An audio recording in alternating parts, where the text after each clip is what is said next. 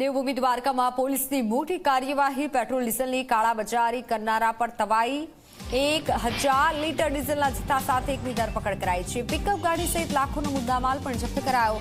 ભાણવડમાંથી 900 litre શંકાસ્પદ ઈંધણ જપ્ત કરાયું છે।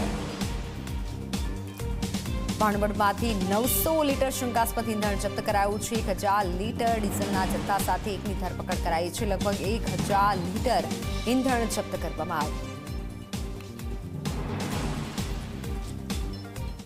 અમુક ઇસમો દ્વારા પેટ્રોલ તથા ડીઝલની સંગ્રહખોરી તેમજ કાળાબજારી કરી વેચાણ કરવામાં આવતું હોય જે સંદર્ભે સલાયા ખંભાળિયા રોડ ઉપરથી ખંભાળિયા તાલુકાના લાલુકા ગામે રહેતા ભીખાભાઈ ગોવિંદભાઈ પિંડારિયા નામના વ્યક્તિના કબજામાંથી કુલ 1000 લીટર જેટલો ડીઝલનો જથ્થો છે એ ગેરકાયદેસર તેને ઝડપી પાડી કાર્યવાહી કરવામાં આવી છે। 2,43,650નો મુદ્દામાલ છે એ કરવામાં આવેલ છે, જેમાં ડીઝલ છે એ 93,650 રૂપિયા, તેમજ ગાડીની કિંમત 1,50,000 થાય છે।